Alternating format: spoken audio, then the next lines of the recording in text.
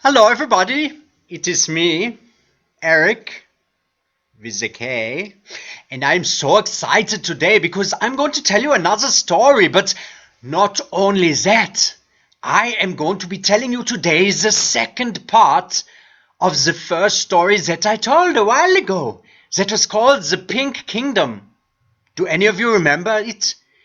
It had a little girl called Rosea and Father Jacob, and she used to spend time with Father Jacob, and he was called the Dream Walker because he would tell them stories about other places. And Andrea discovered this kingdom called the Pink Kingdom, and there was another boy there, and they had a big fight. And today we are going to hear the next part of that story. And this story is called Togetherland. Do you want to say it with me? 1, 2, 3. Togetherland. That is right. Let's get going. Rosea did not mind when Father Jacob did not talk about her pink kingdom at all. After all, it was her place, and the other children were around. He told other beautiful stories which they all enjoyed together. At times she got distracted. She could not forget the boy who had appeared in her pink kingdom and claimed it as his. And he had even claimed her favorite color to be a boy's color. As often before, she was the last child remaining on Father Jacob's porch, as the other children were called home by their parents. Rosea had once asked her mother why she was away longer than all the other mothers.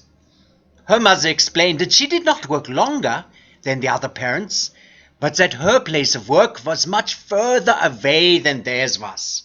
She had to leave early in the morning and came home late because it took her long to get to work, and it took her long to get back from work. So Rosea was the last to remain with Father Jacob. But instead of asking him for a story which would be just for her, she said, "Let us talk." Father Jacob gave her a smile and asked, "So what do you want to talk about?" Rosea answered, "I have been thinking about heads and shoes. You have told me that our heads are at different heights, but that we both look down on our shoes. Yes, we look at the world from different places and can still share the same view on some things." She asked, "How can I make the boy see it my way?" Father Jacob laughed. "This is not about making the boy see it your way.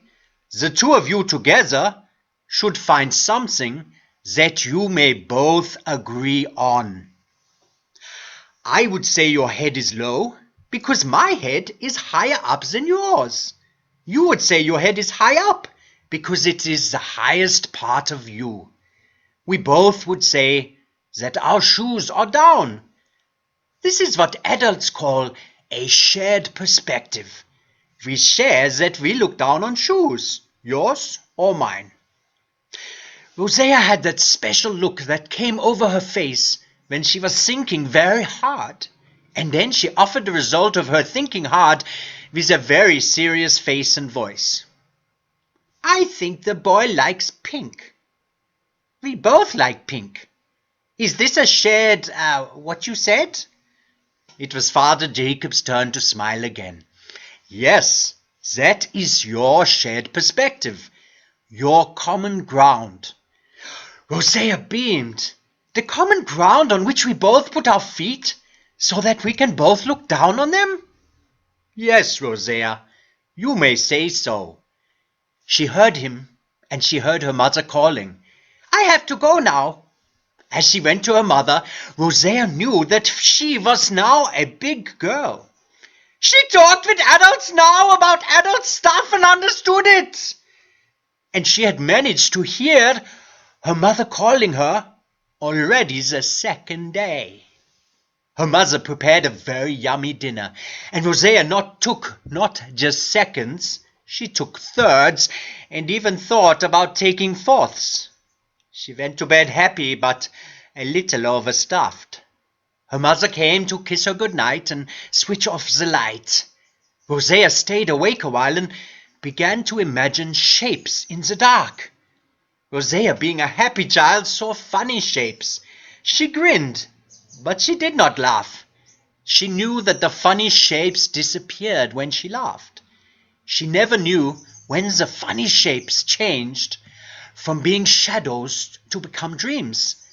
But once she was dreaming, she did not stay with the funny shapes for long. She had places to go. Soon she found herself in the pink place again. The boy was already there. He addressed her the moment she arrived. "I have been waiting for you.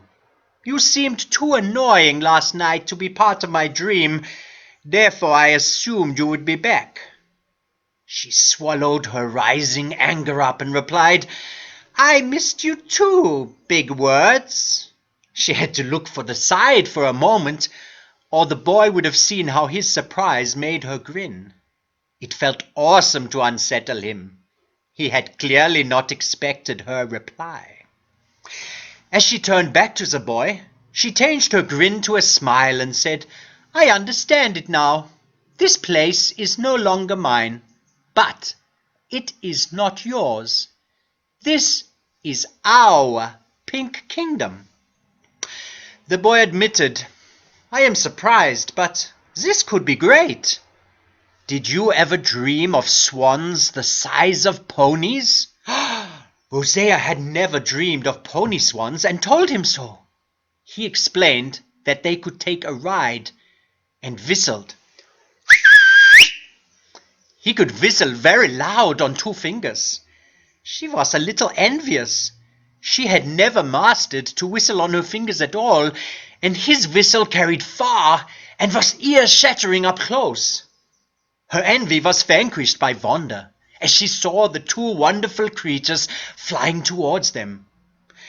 The creatures did not look exactly like swans, but swan was the best description that she could come up with. They were colored in lighter shades of pink, and they were the size of ponies. Each of them carried a saddle and was geared up with silvery reins, which looked woven from tiny bells. The chime of the bells was not loud, but it was lovely. The jingle formed an ever-changing sweet and tender melody. The boy helped her to mount her swan, and once she was astride her new steed, the swan creature turned its face to her, and she could better recognize the differences to a real swan.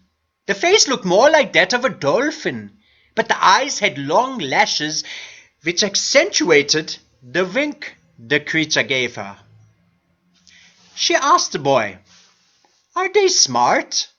The boy laughed. "They have to be smart and friendly, as I do not know how to ride a flying swan. Do you?" They both laughed, and their laughter became one with the tinkling of the bell reins. She announced, "We should fly to the cotton candy forest." The boy asked her, "Are the trees really of cotton candy? I have never been to the forest."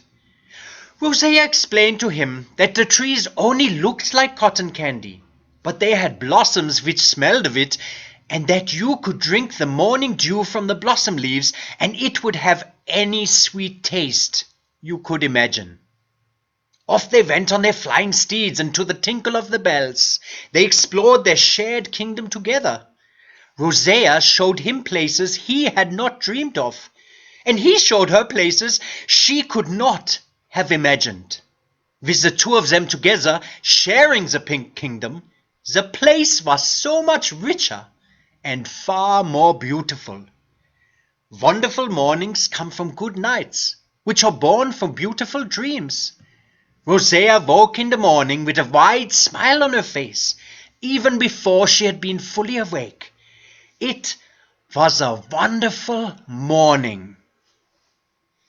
And that is the end of part 2 of this story, Togetherland, by Detlev Linde. But I must tell you, there is a part 3.